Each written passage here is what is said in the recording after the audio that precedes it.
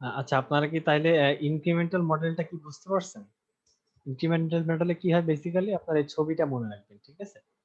দেখেন, আমরা প্রত্যেকটা ইনক্রিমেন্টে একটা করে মডিউল বা একটা করে পার্ট আমার টোটাল সফটওয়্যারের বা টোটাল অ্যাপের ফুললি কমপ্লিটেড, ঠিক আছে, একটা পার্ট বা একটা মডিউল আমরা আমাদের কাস্টমারকে দিচ্ছি, ঠিক আছে?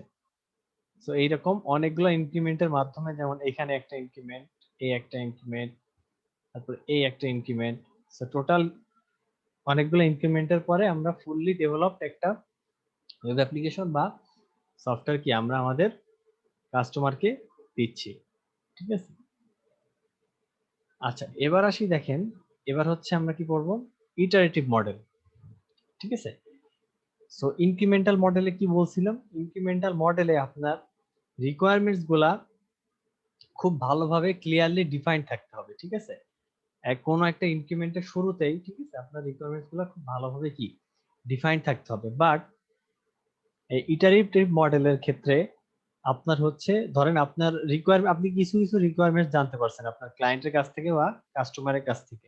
যখন আপনার আপনি আপনার রিকোয়ারমেন্টস ফুললি জানেন না, ঠিক আছে, বা আপনি ফুললি মানে পুরোপুরি ভাবে আপনার রিকোয়ারমেন্টস অ্যানালাইসিসটা করতে পারেন না কাস্টমারদের কাছ থেকে, সেক্ষেত্রে আপনি ইটারেটিভ মডেল ইউজ করবেন, ঠিক আছে? সো ইটারেটিভ মডেলে কি মানে কিভাবে করে এটা একটু চলেন দেখি। সো ইটারেটিভ মডেল যেটা করবেন সেটা হচ্ছে যে আপনি প্রথমে একটা বেসিক একটা আপনার টোটাল সফটওয়্যারটা বা আপনার টোটাল প্রোডাক্টটার আপনি বেসিক একটা বেসিক একটা ডিজাইন করে ফেলবেন, ঠিক আছে? সো যেমন ধরেন ধরেন এই মোনালিসার ছবিটার কথা চিন্তা করেন। সো আপনি প্রথমে হচ্ছে পেন্সিল দিয়ে একটা স্কেচ করে নেবেন, ঠিক আছে? সো এটা হচ্ছে একটা ইটারেশন। স্কেচ করার পরে ধরেন আপনি কিছু মানে হালকা একটু কালার অ্যাড করলেন, ঠিক আছে?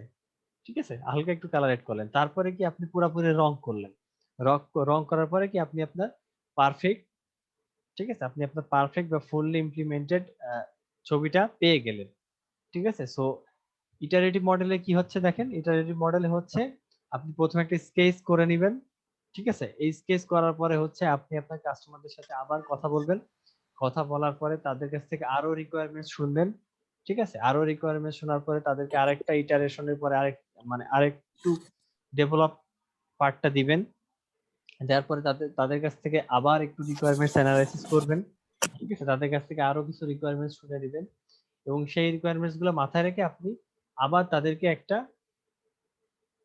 আরেকটু ডেভেলপড একটা কি আপনার দিবেন, মানে আপনার অ্যাপটা দিবেন বা আপনার প্রোডাক্টটা দিবেন, ঠিক আছে? সো আমরা সো ইটারেটিভ আর ইনক্রিমেন্টালের মধ্যে মেইন ডিফারেন্সটা কি? মেইন ডিফারেন্সটা হচ্ছে ইটারেটিভে আমরা পুরো প্রজেক্টটারই একটা একটা ম্যাপ বা একটা নকশা বা একটা স্কেচ আমরা দেই প্রত্যেকটা ইটারেশনে। আর ইনক্রিমেন্টালে হচ্ছে আমরা একটা পার্ট দেই, একটা মডিউল দেই, যেটা হচ্ছে ফুললি ইমপ্লিমেন্টেড, ঠিক আছে? বাট ইটারেটিভে আমরা ফুললি ইমপ্লিমেন্টেড দেই না, আমরা হচ্ছে একটা স্কেচ করে দিই বা একটা মানে কোন রকম একটা ডিজাইন করে আমরা মানে আমাদের কাস্টমারকে দেই, সেই কাস্টমারদের কাছ থেকে আবার আমরা রিকোয়ারমেন্টস অ্যানালাইসিস করি, ওইটার উপর আরেকটু কাজ করি, পরে আবার কাস্টমারদেরকে দেই। সো এইভাবে আর কি চলতে থাকে iterative process model. So iterative বা প্রসেস মডেল আর এই যে ইনক্রিমেন্টাল মডেলের মধ্যে ডিফারেন্সটা আশা করি বুঝতে পারছেন, ঠিক আছে? সো দেখেন, এই যে এখানে বলা হচ্ছে, সো ইটারেটিভ মডেল কখন আসবে? ইটারেটিভ মডেল আসবে হচ্ছে যখন আপনি আপনার ফুল মানে রিকোয়ারমেন্টস এর ফুল স্পেসিফিকেশন জানেন না, ঠিক আছে? সো আপনি যতটুকু মানে যতটুকু রিকোয়ারমেন্টস জানেন, রিকোয়ারমেন্টস অ্যানালাইসিস করে যতটুকু বের করতে পারছেন, সেখান থেকে কোন রকম একটা ম্যাপ বা কোন একটা স্কেচ করে ফেলতে হবে আপনার প্রোডাক্টে, ঠিক আছে? এরপর আপনি দিবেন, সেই ইটারেশনে আপনি যেটা বানালেন সেটা কাস্টমারকে দিবেন, আবার রিকোয়ারমেন্টস অ্যানালাইসিস করবেন, আবার সেটার উপরে কাজ করবেন, আরেকটু ডেভেলপ করবেন, ঠিক আছে? তো এইভাবে আর কি চলতে থাকবে। এটা হচ্ছে আপনার ইটারেটিভ মডেল। সো ইটারেটিভ মডেলের অ্যাডভান্টেজটা কি দেখেন, can only create a high level design of the application before beginning the actual product and define the design solution for the entire product, ঠিক আছে? সো কি বললাম, যে ইটারেটিভ মডেলে আমার টোটাল জিনিসটারই কিন্তু বা আমার টোটাল অ্যাপটারই কিন্তু একটা ডিজাইন শুরুতেই করে ফেলা লাগতেছে, একটা মানে একটা নকশা বা একটা ম্যাপ, ঠিক আছে, শুরুতেই করে ফেলা লাগতেছে, ঠিক আছে। সো এই টোটালটার জন্য কিন্তু আমার এটা কিন্তু মানে টোটালটা ডিজাইন করা কিন্তু একটা হাই লেভেল ডিজাইন, ঠিক আছে। এরপর দেখেন design and build a skeleton version of that. So আপনার টোটাল ছবিটা কি ছিল মোনালিসা, টোটাল ছবিটা ছিল হচ্ছে রং করা সুন্দর করে একদম পারফেক্ট একটা ছবি। বাট প্রথমে যে আপনি পেন্সিল দিয়ে একটা স্কেচ আঁকছিলেন না, এটাকে বলবো হচ্ছে আমরা স্কেলেটন, ঠিক আছে। সিমিলারলি আমরা আমাদের সফটওয়্যারের ক্ষেত্রে বা আমাদের ওয়েব অ্যাপের ক্ষেত্রেও কি একটা স্কেলেটন ফার্স্টে ডেভেলপ করব, সেটা কাস্টমারকে দেখাবো, আবার রিকোয়ারমেন্টস মানে আবার কাস্টমারের কাছে নতুন রিকোয়ারমেন্টস আছে কিনা সেগুলো শুনবো, সেগুলো আবার অ্যাড করব, ঠিক আছে। সো ইটারেটিভ আসলে টোটাল টোটাল জিনিসটা নিয়েই হবে, আর ইনক্রিমেন্টে হচ্ছে আপনি পার্ট বাই পার্ট করতেছেন, ঠিক আছে।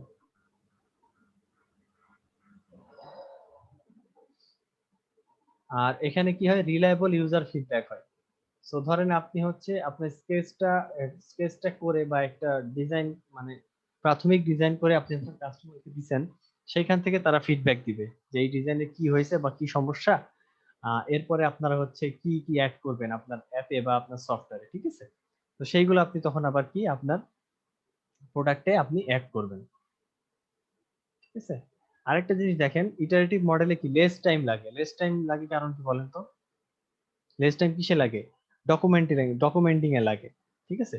আর ডিজাইনিং এ বেশি টাইম লাগে। ডিজাইনে বেশি টাইম লাগে কি জন্য? কারণ হচ্ছে আপনি টোটাল সফটওয়্যারটা বা টোটাল অ্যাপের একটা ডিজাইন করতেছেন শুরুতেই, ঠিক আছে। সো এই জন্য হচ্ছে ডিজাইনে বেশি টাইম লাগে, বাট ডকুমেন্টিং এ কম টাইম লাগে। কম টাইম লাগে কারণ কি? ডকুমেন্টিং এ কম টাইম লাগে কারণ হচ্ছে যে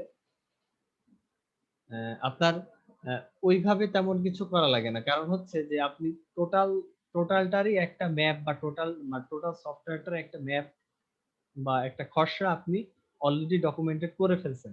তো প্রত্যেকটা ইটারেশনে আসলে ওইভাবে ওইরকম কাজ করা লাগে না, জাস্ট মানে প্রত্যেকটা স্টেপে একবার করে একটু একটু করে ডেভেলপ করা লাগে টোটাল জিনিসটা, ঠিক আছে। সো এই জন্য ডকুমেন্টিং এ আপনার কম সময় লাগে প্রত্যেকটা ইটারেশনে।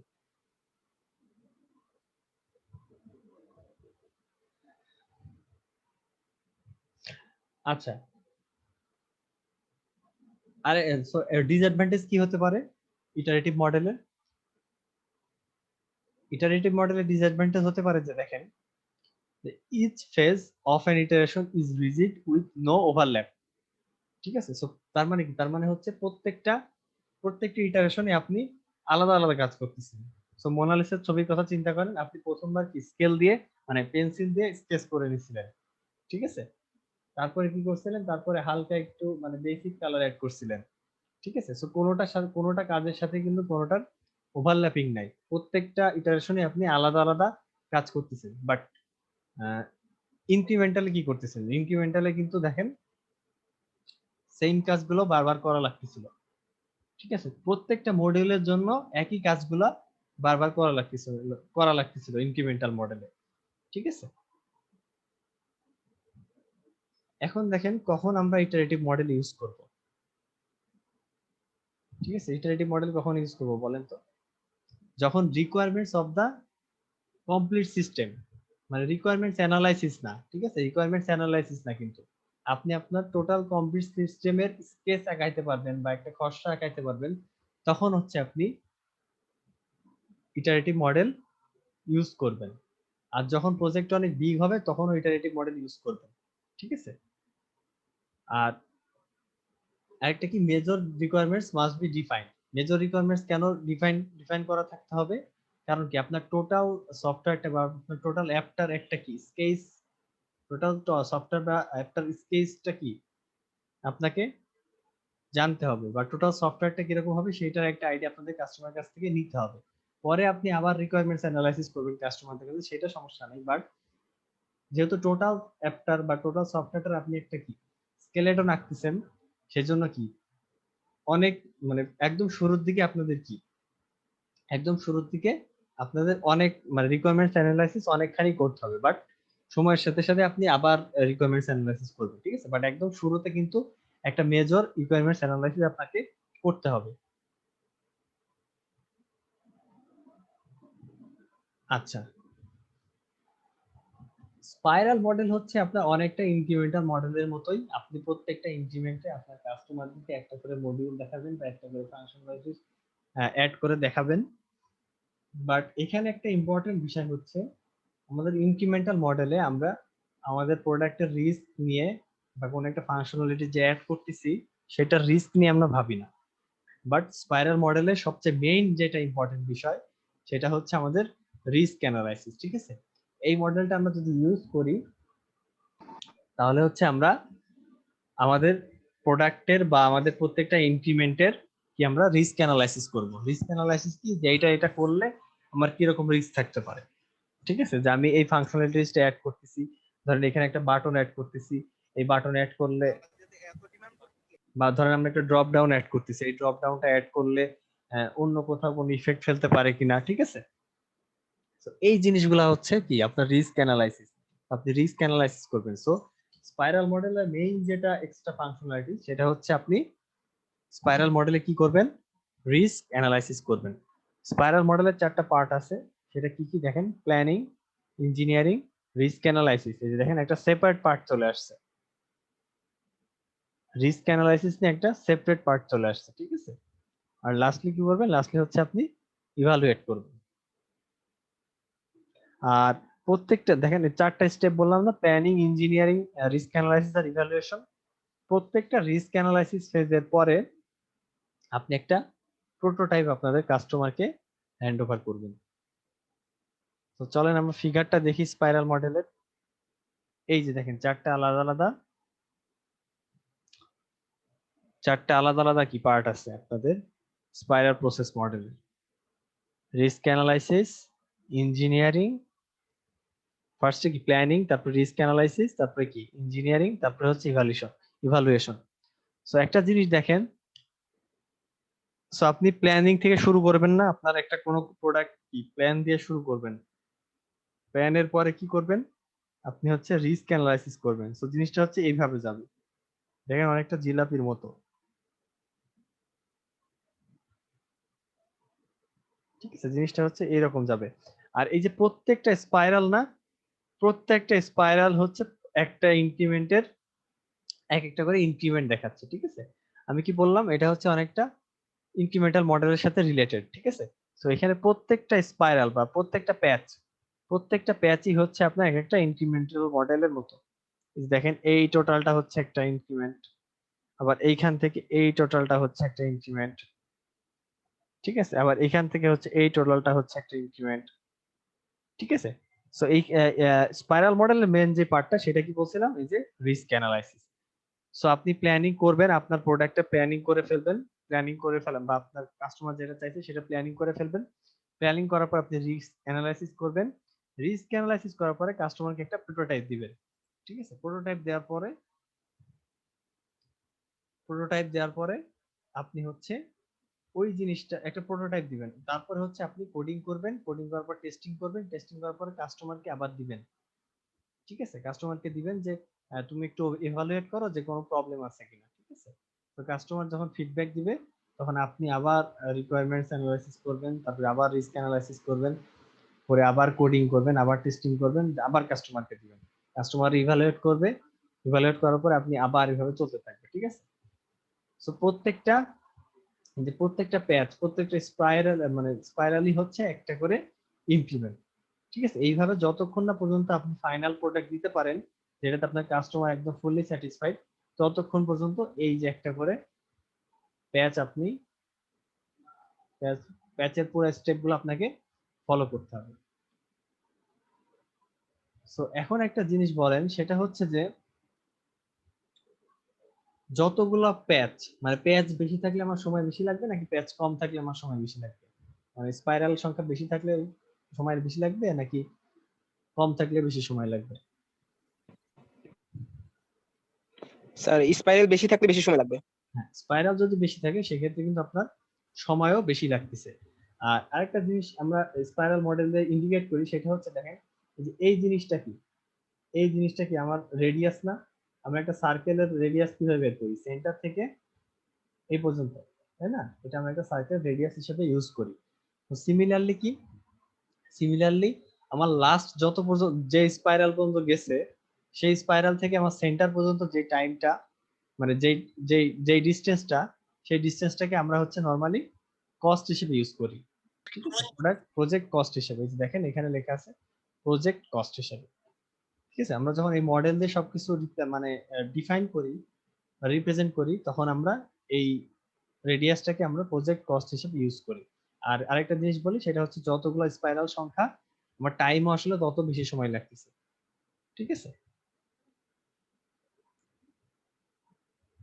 এই যে দেখেন আপনি যত যাই পড়বেন স্পাইরাল মডেল নিয়ে, এরা শুধু রিস্ক অ্যানালাইসিস এর কথাই বলবে। দেখেন হাই অ্যামাউন্ট অফ অ্যাডভান্টেজ কি, high amount of risk analysis hence avoidance of risk is enhanced. ঠিক আছে, আর software is produced early in the software life cycle. কারণ কি বলেন তো, যে আমার ফুললি ইমপ্লিমেন্টেড হোক আর না হোক সেটা বিষয় না, বাট আমি একটা, আমার সফটওয়্যারের একটা ভার্সন কিন্তু ফার্স্ট স্পাইরালের পরে বা ফার্স্ট ইনক্রিমেন্টের পরে কিন্তু আমি আমার কাস্টমারকে একটা ওয়ার্কিং ভার্সন দিতে পারতেছি। ঠিক আছে, সো হচ্ছে তার মানে কি, তার মানে হচ্ছে আমি আগে ভাগেই আমি আমার কাস্টমারকে একটা ওয়ার্কিং ভার্সন আমার সফটওয়্যারে আমি দিতে পারতেছি। আচ্ছা, এরপরে কি বলতেছে, এরপরে বলতেছে আপনার স্পাইরাল মডেলের ডিসঅ্যাডভান্টেজটা কি, can be a costly model to use. এই কস্টলি মডেল কারণ কি হচ্ছে জানেন, কারণ হচ্ছে এই রিস্ক অ্যানালাইসিস এই পার্টে প্রত্যেকটা স্পাইরালে আপনি হচ্ছে একবার করে রিস্ক অ্যানালাইসিস করতেছেন। সো এই রিস্ক অ্যানালাইসিস আসলে অনেক আমাদের কস্টলি। ঠিক আছে, তো এই জন্য বলা হচ্ছে স্পাইরাল মডেল মাঝে মাঝে অনেক কস্টলি হতে পারে। আর যেহেতু কি আমার স্পাইরাল মডেলের টোটাল মানে স্পাইরাল মডেলের স্পেশাল ক্যারেক্টারিস্টিক্স হচ্ছে রিস্ক অ্যানালাইসিস। ঠিক আছে, এই জন্য বলা হচ্ছে project success is highly dependent on the risk analysis phase.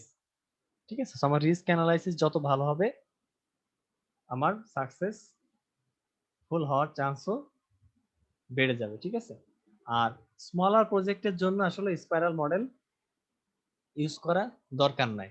ঠিক আছে, স্মলার মডেল গুলো ধরেন একটা দুইটা ইনক্রিমেন্টে হয়ে যায়, তো সেক্ষেত্রে আমার কি স্পাইরাল মডেলে যাওয়ার কোনো প্রয়োজন নাই। আর রিস্ক অ্যানালাইসিস করার জন্য কি, ওই যে বলছিলাম যে এমনিতেই তো কস্টলি রিস্ক অ্যানালাইসিস করা, প্লাস আপনার কোম্পানিতে রিস্ক অ্যানালাইসিস করার জন্য আপনাকে এক্সপার্টাইজ মানে অনেক এক্সপার্টাইজ থাকতে হবে। ঠিক আছে, এবং হাইলি স্কিলড। ঠিক আছে, হাইলি স্কিলড এবং নলেজেবল এক্সপার্টাইজ থাকবে মানে আপনার কোম্পানিতে রিস্ক অ্যানালাইসিস করার জন্য।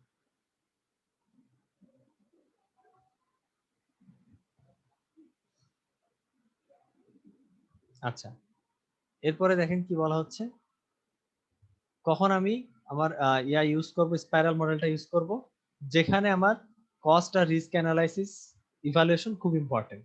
এই যে দেখেন আবারও বলতেছি, স্পাইরাল মডেল মানে আপনার রিস্ক অ্যানালাইসিস। ঠিক আছে, কেউ কিছু বলতেছেন?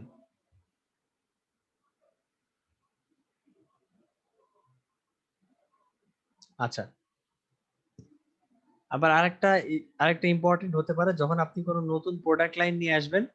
ঠিক আছে, নতুন প্রোডাক্ট লাইন নিয়ে আসবেন, সেক্ষেত্রে আপনি আপনার স্পাইরাল মডেল ইউজ করতে পারেন।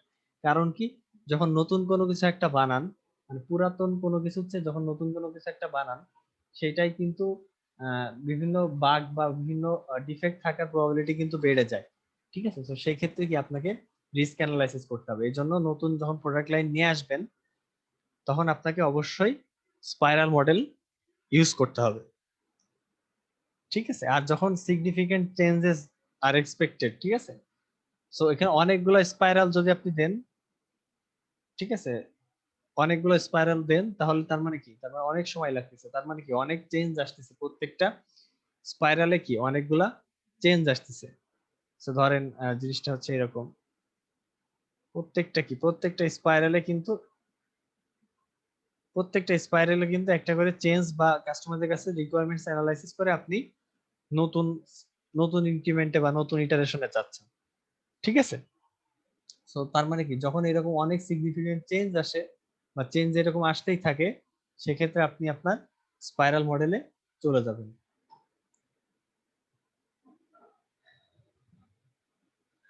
আচ্ছা, আর আপনাদের এই আরডিপি মডেল নিয়ে ওই রকম তেমন কিছু পড়ার নেই, বাট আপনি জাস্ট এই জিনিসটা মাথায় রাখবেন, আরডিপি মডেল হচ্ছে আপনার একটা ইনক্রিমেন্টাল মডেলের মতোই, এবং এটার ফুল ফর্ম হচ্ছে আপনার র্যাপিড অ্যাপ্লিকেশন ডেভেলপমেন্ট। ঠিক আছে, র্যাপিড অ্যাপ্লিকেশন ডেভেলপমেন্ট কারণ কি? কারণ হচ্ছে আপনি ধরেন কোন একটা জিনিস আপনার অনেক কম সময়ের মধ্যে বানাইতে হবে, ঠিক আছে, আপনার হাতে অনেক কম সময়, সেক্ষেত্রে আপনি আরডি মানে র্যাড মডেলটা ইউজ করবেন। ঠিক আছে, তার মানে মানে মানে র্যাপিড মানে খুব কম সময়ের মধ্যে যখন আপনার কাস্টমারকে কিছু দেখাইতে হবে বা মার্কেটে কিছু একটা ছাড়তে হবে, সেই ক্ষেত্রে আপনি র্যাপিড অ্যাপ্লিকেশন মডেলটা ইউজ করবেন। ঠিক আছে, সো নরমালি হচ্ছে ছোট ছোট প্রজেক্টের ক্ষেত্রে এই র্যাপিড অ্যাপ্লিকেশন মডেলটা ইউজ করা হয়। কারণ কি, মানে ছোট প্রজেক্ট বানাইতে তো কম সময় লাগারই কথা, তাই না? তো সেই জন্য কি ছোট ছোট প্রজেক্টের ক্ষেত্রে নরমালি আপনার র্যাপিড অ্যাপ্লিকেশন মডেলটা ইউজ করা হয়। আর র্যাপিড অ্যাপ্লিকেশন মডেল আরেকটা জিনিস হচ্ছে এই আহ, আহ, 5টা ফেজ আছে, ঠিক আছে? সেটা হচ্ছে কি business modelling, data modelling, process modelling, application generation আর টেস্টিং এন্ড টার্নওভার।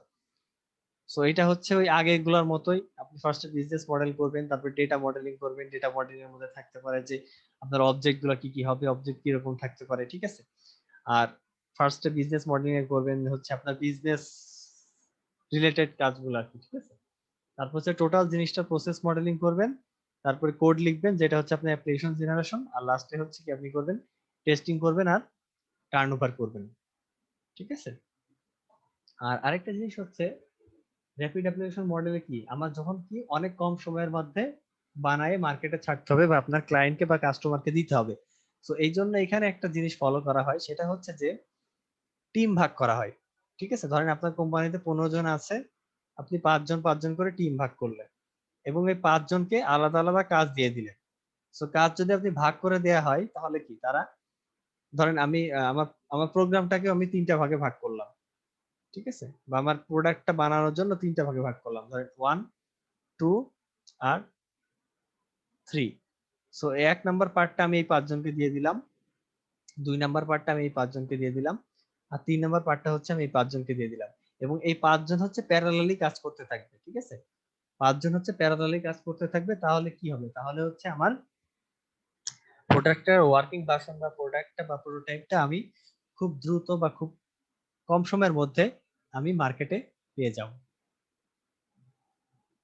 ঠিক আছে, আর অ্যাডভান্টেজ কি হতে পারে আরডিবি মডেলের? আরডিবি মডেলের অ্যাডভান্টেজ হতে পারে হচ্ছে আপনার কম সময়ের মধ্যে, ঠিক আছে, ইনক্রিজেস রিউজেবিলিটি অফ কম্পোনেন্টস। কারণ কি, কারণ হচ্ছে এই যে দেখেন আলাদা আলাদা পার্ট করে আপনি বানাচ্ছেন, তো প্রত্যেকটা পার্টই আপনি রিউজ করতে পারবেন, ঠিক আছে, অন্যান্য কেসে।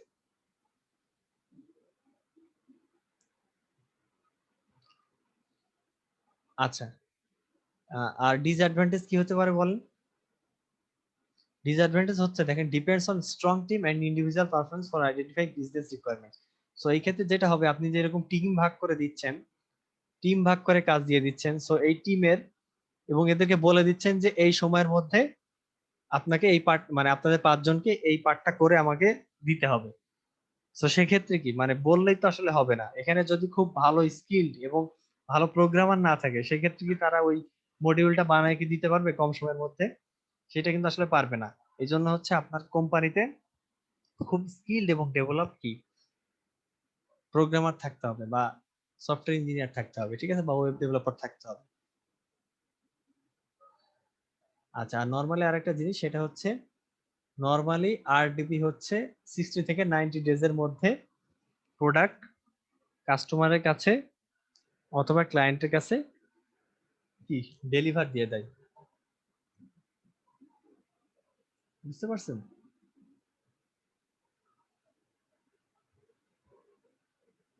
জি স্যার।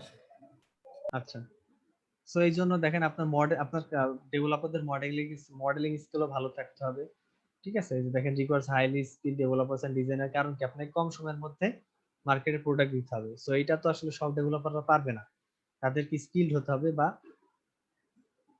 খুব মানে নলেজেবল হতে হবে, ঠিক আছে? আর কখন আমি ইউজ করব আরডিপি মডেলটা? যখন হচ্ছে এই যে দেখেন আমার 2-3 মাস হাতে সময় মাত্র, ঠিক আছে, সেক্ষেত্রে আপনি আরডিপি মডেল ইউজ করবেন। ঠিক আছে। আর ধরেন আপনার কোম্পানিতে অনেক ভালো ডিজাইনার আছে, ঠিক আছে, মডেল করার জন্য আপনার ভালো ডিজাইনার বা ভালো ডেভেলপার আছে, তো সেক্ষেত্রে তারা যেহেতু অনেক স্কিলড আর নলেজেবল, তাদেরকে দিয়ে কম সময়ের মধ্যে আমি প্রোডাক্টটা বাজারে দিতে পারবো। সেক্ষেত্রে আপনি আরডিপি মডেল ইউজ করতে পারেন। আর আরেকটা জিনিস দেখেন, আপনার বাজেট যখন হাই থাকবে, বাজেট হাই থাকবে বলতে, সো একটা ভালো ডেভেলপারকে আপনি হায়ার করতেছেন বা ভালো একটা ডেভেলপার বা ডিজাইনকে আপনি হায়ার করতেছেন, সে আপনাকে অনেক কম সময়ের মধ্যে একটা কাজ করে দিবে, সেই ক্ষেত্রে কিন্তু আপনার টাকাও বেশি নিবে, ঠিক না? আপনার যারা এমপ্লয়ি সেক্ষেত্রে কিন্তু তাদেরকে টাকাও বেশি দিতে হবে, যে আপনাদের আপনি খুব কম সময় ডেডলাইন দিচ্ছেন, যে বলছেন 2 মাসের মধ্যে আমাকে এই পার্টটা বানাই দিতে হবে। তো সেখান থেকে তো তারা তাদের টাকার অ্যামাউন্টটা অনেক বেশি এক্সপেক্ট করতে পারবে, ঠিক আছে। সো টাকার অ্যামাউন্ট যদি বেশি এক্সপেক্ট করে, সেজন্য কি আপনাকে বাজেটও হাই থাকতে হবে, ঠিক আছে। সো এইগুলো ক্ষেত্রে আপনি আরডিপি ইউজ করতে পারেন, ঠিক আছে। আচ্ছা, এই হচ্ছে আপনার আরডিপি গেল। এরপর হচ্ছে আমাদের অ্যাজাইল মডেলটা, হচ্ছে আমরা একটা আলাদা স্লাইড দেখে পড়বো, কারণ অ্যাজাইল মডেলটাই ম্যাক্সিমাম সফটওয়্যার কোম্পানিতে ইউজ করা হয়, ঠিক আছে। সো এটা হচ্ছে আমরা এইখানে পড়বো না, আমরা অ্যাজাইল মডেলের জন্য আলাদা একটা স্লাইড এবং আলাদা একটা চ্যাপ্টার হিসেবে পড়বো অ্যাজাইল মডেলটা, ঠিক আছে। সো এখন আমাকে বলেন, এই আরডিপি মডেল পর্যন্ত আপনাদের কারো কোনো কনফিউশন আছে কিনা?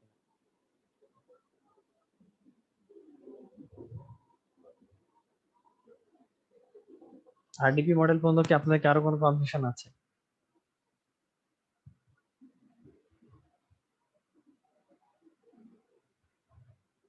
হ্যালো,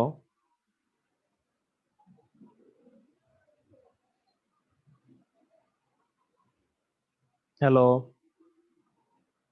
আরডিপি মানে এই পর্যন্ত কি আপনাদের কারো কোনো কনফিউশন আছে কিনা একটু কাইন্ডলি জানান। জি বলেন, কি কনফিউশন আছে? মাসুদ জানা, বলেন কাইন্ডলি কি কনফিউশন।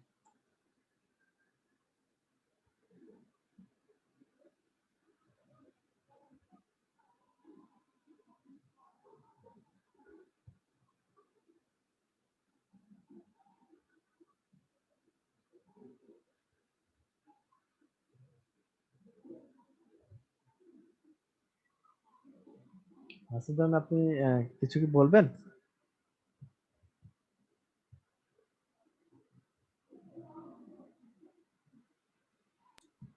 স্যার উনি তো মনে হয় বলতে পারবেন না, এই জন্য লিখে দিয়েছেন। আচ্ছা, তাহলে প্রবলেমটা একটু চ্যাটে লিখেন, ঠিক আছে।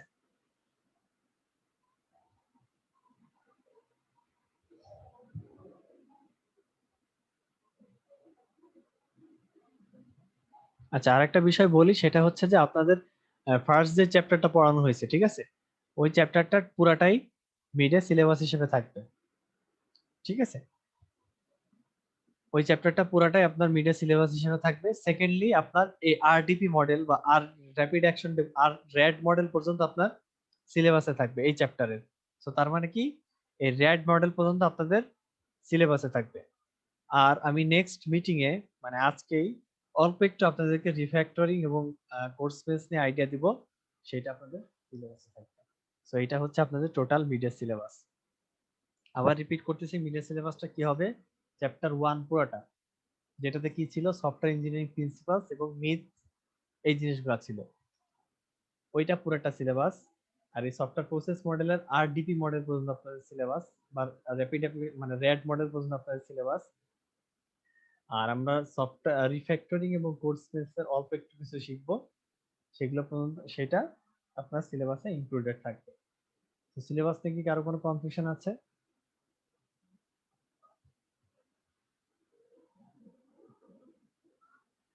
মাসুদ জানা, কিছু তো বললেন না, কনফিউশন কি?